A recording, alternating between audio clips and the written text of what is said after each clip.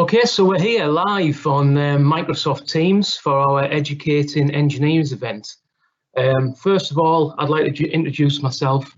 My name is Neil Bowen. I'm the Head of Construction Engineering and Service Industries at Redcar Cleveland College. And I'd like to give a warm welcome to our guest panelists. First of all, we have Jacob Young, who is a local MP and Member of Parliament for Redcar. We have Mark Wells joining us, who is Head of Engineering at A.V. Dawson. And we have Brian Lewis, who is our Engineering Lecturer. And thank you for joining us virtually. The purpose of today's event is to talk about the local industry, engineering, engineering careers, and routes into what are upcoming opportunities in the sector. And that's really the outline of the agenda for this event. We've got a live chat function with questions that will come through. So any questions you may have, please post them, and we'll endeavour to answer those as we go through the event. So first of all, I'd like to speak with Jacob and ask Jacob if you can tell us a little bit more about the sector that we have on Teesside and the developments that are taking place. Yeah, well, good afternoon. Thanks for having me, Neil, and thank you to the college for hosting this event. We can't start without mentioning the elephant in the room, the coronavirus, and the massive impact that that's going to have on our economy, obviously, and we're still yet to see the full impact of that. But I guess to put a positive spin on it, in every sort of major economic crisis, we see the economy change in one way or another. And actually, what this specific crisis might mean is we end up seeing a change in sort of the way that we look for supply chains. And actually, hopefully, it means that we reshore some of the industries that we've seen go abroad, and that people look closer to home as to where to invest. Specifically for us here on Teesside, over the last few years, there's been a major rationalisation on Wilton site. So there's a lot more opportunity there for investment. We've also got the full control over the old SSI site now as well. So a huge opportunity for investment there. And we're hoping to create 20,000 jobs over the next 20 years on that site. But the biggest and most exciting prospect for me here on Teesside is the prospect for carbon capture, utilisation and storage. It's a project called Net Zero Teesside, and it's really going to kickstart the green growth industry in the UK, where we see the first industrial scale sort of use of this technology that not only will preserve our existing industry in Teesside, but also launches into this new green era as well. So it's a really exciting time to be interested in engineering on Teesside. And as I say, thank you for hosting this event. Oh, you're welcome. You're welcome, Jacob. And thank you again for joining us and taking the time out to be here with us. Although we are in this virtual world, I hope everyone out there can see us. We can't see you. But one thing I think that the sector, when we talk about Teesside, we talk about particularly the chemicals and processing sector. Do you think that I think a lot of people don't fully realise the extent of what that sector is in the UK, and I think it's somewhere in the region of 30% of the UK's output of chemicals.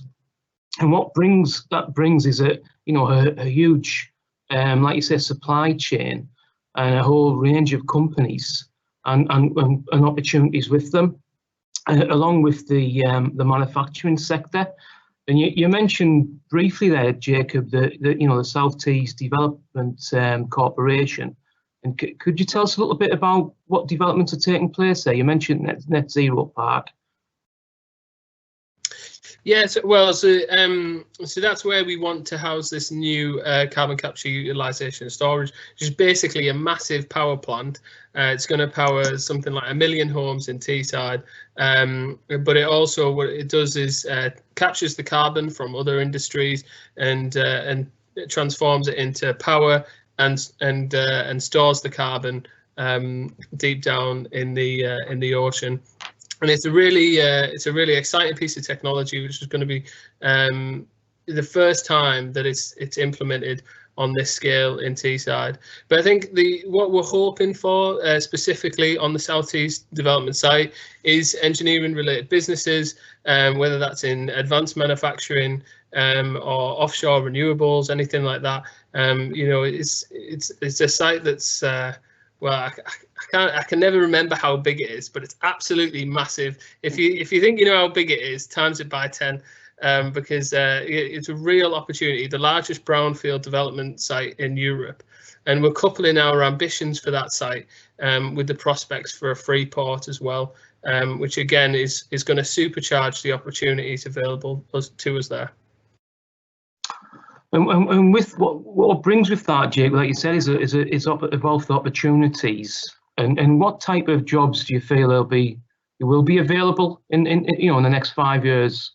What do you think the focus will be for that sector, you know, for that region? Yeah. As specifically on that site, we want to see engineering and engineering related jobs. So whether that's in construction, whether that's in the process sector or anything like that. But you know, it's an industrial site principally, and that's the sort of jobs that we want to see on there.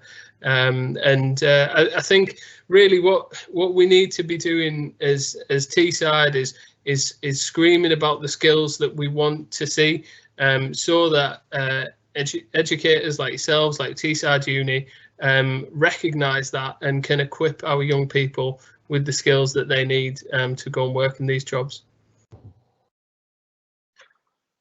And what type of feedback have you had from employers, Jacob? What have employers said that they're looking for particularly? Well, I think especially one of the growth areas for us, and I know that the college is doing some stuff on this already, is in relation to working at height and offshore wind.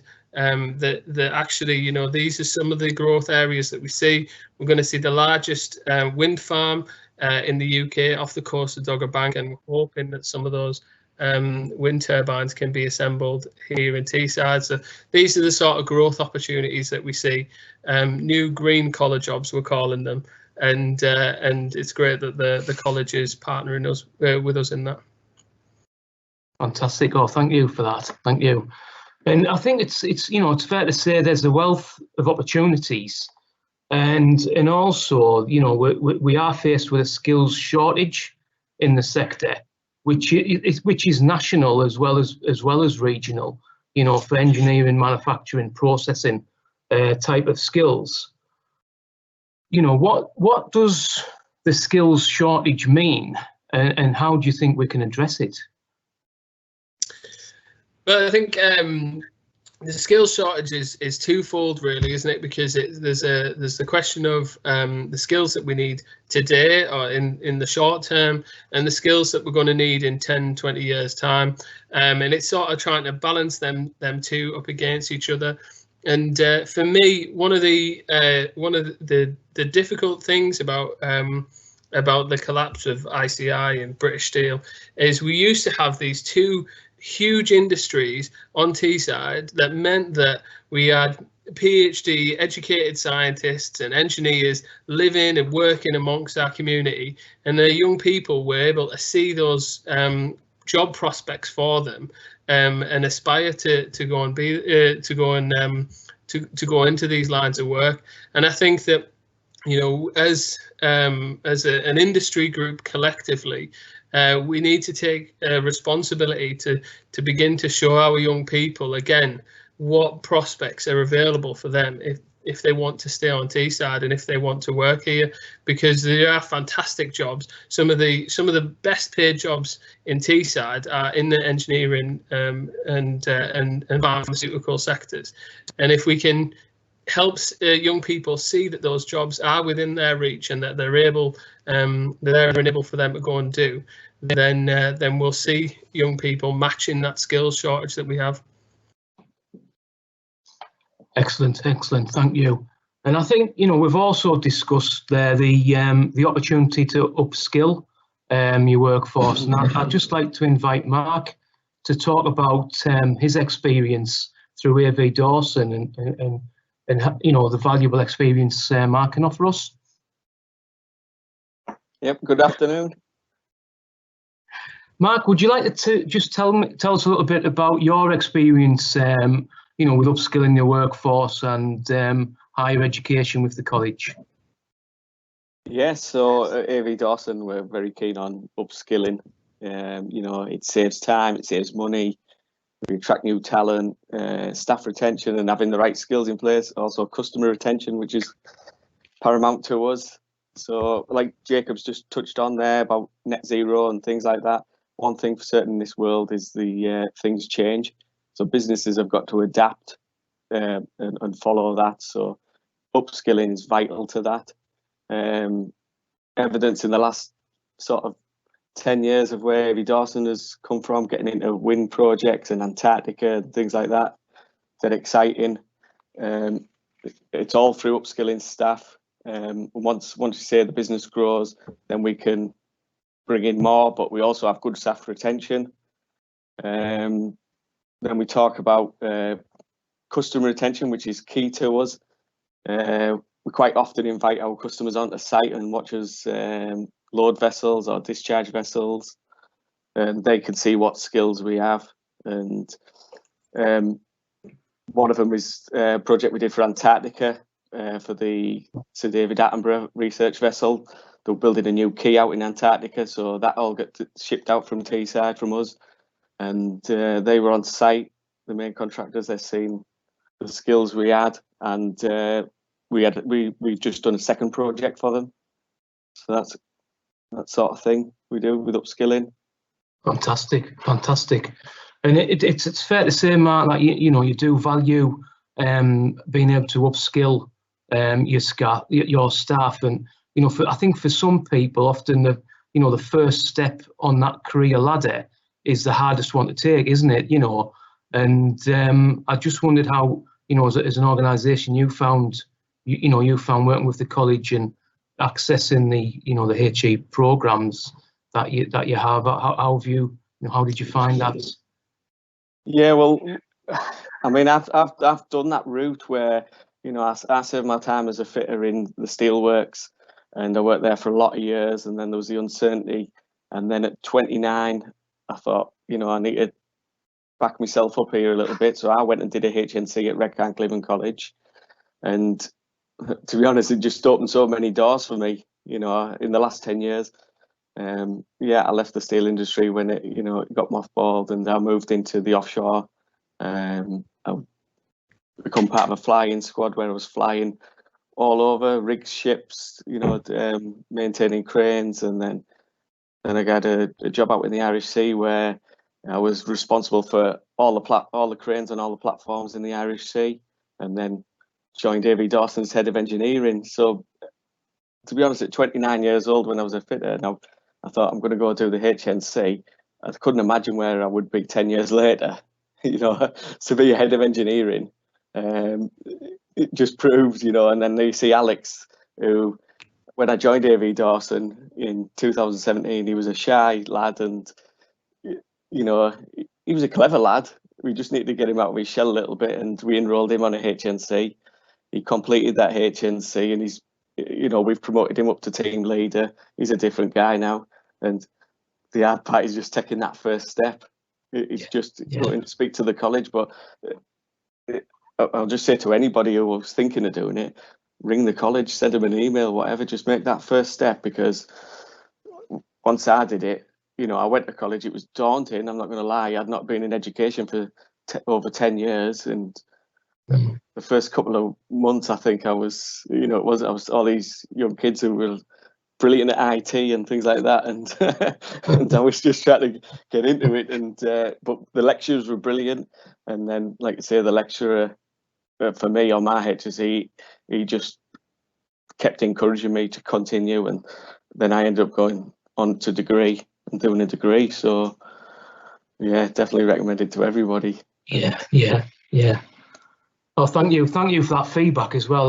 That's fantastic, and it's really great to hear that. From your experience, it really is, and that that's what we're here for. And that just if we can please one person, then that's all it takes, really. So thanks, thank you for that. Most people are going to take action and like I say, take that first step and enroll at college, don't they?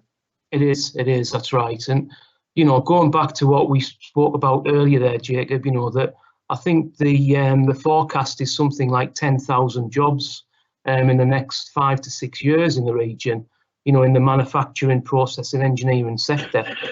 And that stepping stone may be through higher education, or it may be before that retraining from another sector to move into that through another qualification or another route. And I think just picking up on your point, Mark, we talked about what employers can offer, and I think that's fantastic that supporting the workforce. We have a question come through from Tony, and Tony's asked. He said, as an employer, he's taken apprentices from other colleges, but they're not teaching basic skills, mechanical hand skills, etc., and the course has been shortened. So I think I'm not sure if that applies directly to us, Tony, if it's one of our apprentices or not, but what I would say is we have a structure in place for apprentices to travel through their full journey, which will take approximately 5 to 6 years to go through a full apprenticeship, and that starts at level 2 or level 3. And at level 2 and 3 is really where they take the time to those foundation skills, to get those in place, those mechanical skills, those basic skills, hand fitting, things of that nature. And then you can develop that further into higher education. So we really focus on those type of skills at level 2 and 3 with our apprentices. So that answers your question, Tony. And that apprenticeship will last approximately 3 years. A higher apprenticeship will last approximately 2 years. So it's a 5-year program, if you like, to move into a higher apprenticeship. Okay, so I'm going to move on, and I'd like to welcome Brian. Yeah, how are you? And Brian, I'd just like to ask you some questions about our facilities and some of the investment we've had in the engineering facilities. Could you tell us a little bit about that, please? Yeah, we've over the last lot of years since I've been there, and I've been there like nearly 10 years now, we spent a lot of money on engineering and making the facilities more up to date and what the employer wants, really. Culminating in the last sort of 18 months, we've spent a lot of money on process rigs and equipment. And I think sometimes it's easy to actually show you this equipment as I'm talking about it. So I'm going to take my face off the screen now, unfortunately. And I want to put another thing on the screen. And this is the first one I'm going to show you, is one of our rigs, our process rigs that we've actually got. Now that particular process rig was bought second-hand. If you bought one now, it's £100,000 to you and I, and we use it to train chemical engineers, instrument engineers, even electrical and mechanical engineers on basic process. It consists of 3 stations: the production station with 3 vessels in it, that's on the far left-hand side. The middle one is like a bottling section with a rotating, revolving turntable where the actual bottles go around, and then the last one is like a palletizing station where you actually store it in a warehouse type environment. Now, initially you look at it and think, well, how can that be used? It can be used to explain, flow, temperature, pressure, level. 3-term controllers for control of it. There's PLCs on there, Siemens controllers, S7s. So all of that, it could be individual lessons or individual, but also safety. Things like, is it safe to use? How could you make it safer? Fault finding. It's got built-in facilities made by the manufacturers, so you can actually use it for finding faults and what have you. That's only one rig. If I take it to another rig, this particular rig is a modular assembly system made by the same company, SMC. It's in 4 sections and there's a robot in the middle. And that could be used in the, let's say, the car industry, you know, just up the road, Nissan. We've got a hub. We can actually put an axle in there. We've got bearings in there. We can bolt it all together. And each section works independently. So you could have 4 particular students on there, or you could look at it in its entirety, automatically control. Now, while it's working, that's great. But as soon as it stops working, because I put a fault on, being an awful person, then the student has to find that fault. And that's how he learns. He learns by looking at it, understanding it, and then applying his knowledge both within the college initially, but then goes back to his company, and that helps his company, whether it's fault finding or safety or anything like that. Now, that's particularly 2 we've built. A third one, and this particular one is to do with control and PLCs, programmable logic controllers. Again, we spent a lot of money building a specialist room. We've got 12 of these workstations in there. We've got computers in there, software in there. The students can work on there. You can work on the equipment. There's Bitronics single conveyor systems in there. So anything in the area that uses conveyors to move material, for example, they would benefit from it. Again, you can use it in its entirety to look at control, or you can use it for safety. You can explain the different safety aspects of doing that. If I take a close-up of that particular panel, we have 12 of these, and these, to be honest, are unique in the area, unique in industry, or I should say unique in the educational aspect of trying to train people for industry. We've built them ourselves. We've got local companies. These particular ones are Mitsubishi panels. We work with as a partner with Mitsubishi. We've got a local company to build it for us, who do a lot of work for Nissan, and we actually have connectors in there so we can actually hardwire it. They can actually connect it to these conveyor systems that I'm showing you now on the left-hand side. It is on the left-hand side, isn't it? The right-hand side now. On the right-hand side. So you can actually see the conveyor running there, and the actual student themselves has to work out exactly how to make it work. He has to program it, then he downloads it, and then if it doesn't work, he has to fault find. So that is some of the equipment. We've also got SCADA systems. I won't go too much into all this, but we've got dedicated CAD rooms. We've got specialist hydraulics and pneumatics laboratories. We've got engineering workshops. And in the engineering workshops, going back to your question a bit earlier that you answered, Neil, we've got CNCs and conventional machining, we've got fabrication, welding, mechanical maintenance. Basically, we spent a lot of money on trying to find or trying to put together exactly what industry wants. And that's what we're trying to deliver. We're trying to get hands-on experience for the student in the classroom, aiming it for what the industry in the area wants, what they want to get trained on, and how they can actually use it.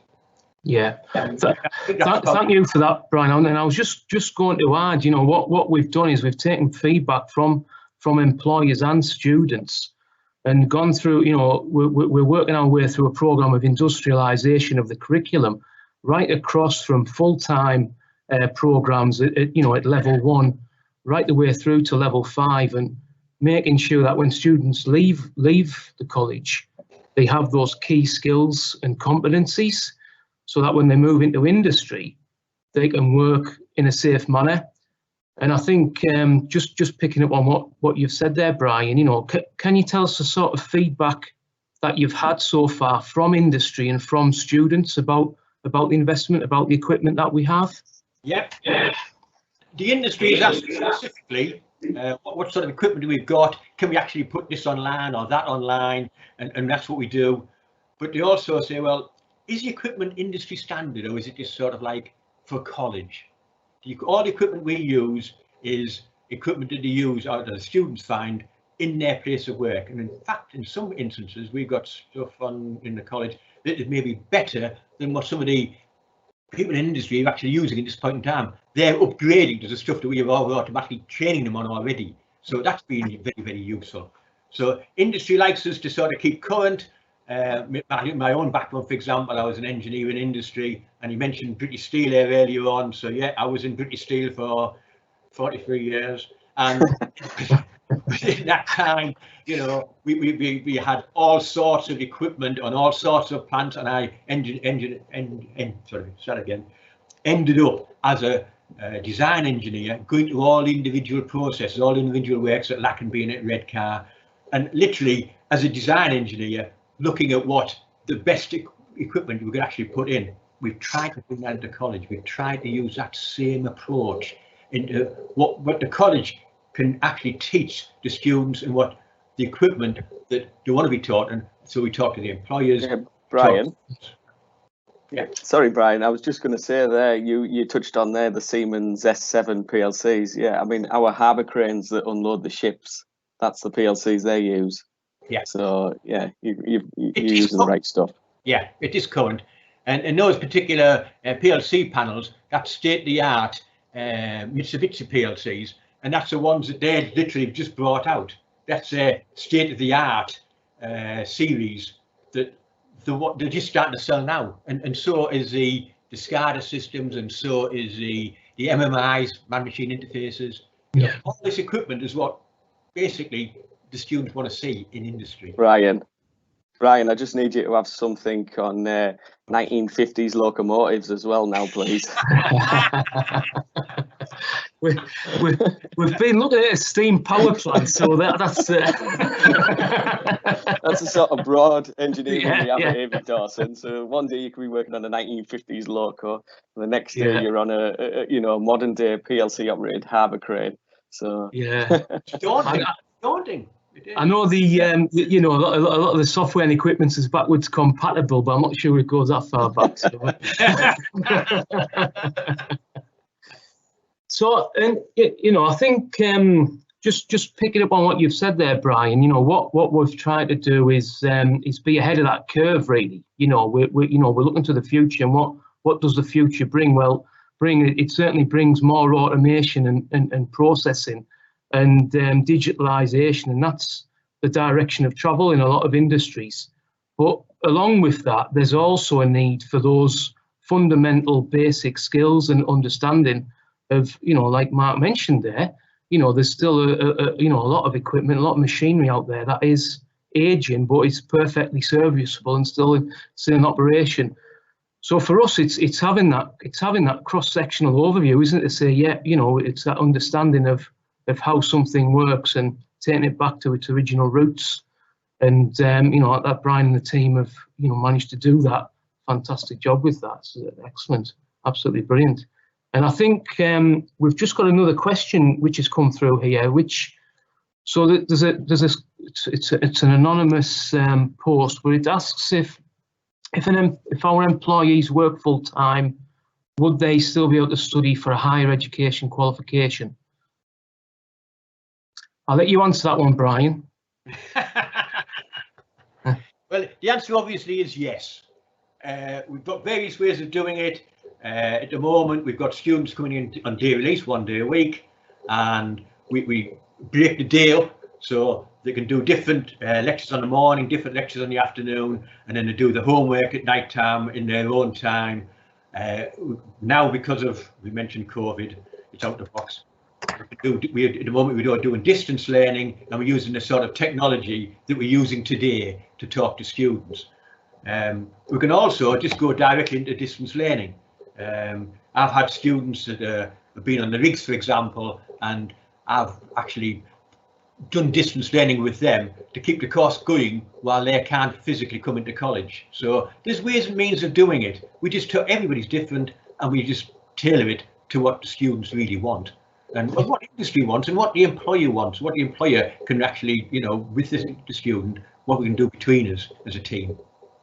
I think it's fair to say, Brian, that you really need to have those individual conversations with the students and with the employers, and there's kind of workarounds, isn't there, for they may be able to attend fortnightly or carry out some of the work distance learning or by other means. So it's really, it needs to be on an individual basis, doesn't it? I think I just, we're coming to a close. Believe it or not, we're almost open. I'd just really like to once again thank Mark and Jacob for being here today, for joining us. For taking time out to be here in this virtual world. But thank you once again. Really appreciate it. Thank you very much. Thank you, Mark. And I'd just like to, finish with, for everyone who's been in attendance today, thank you again. Thank you for your questions. I hope that anything that goes unanswered, we can pick up at a later date. You will be sent a link. You'll be sent a survey, and also Brian will be available to answer any questions regarding HE courses and opportunities. So thank you once again. We're coming to a close, and it's goodbye from me.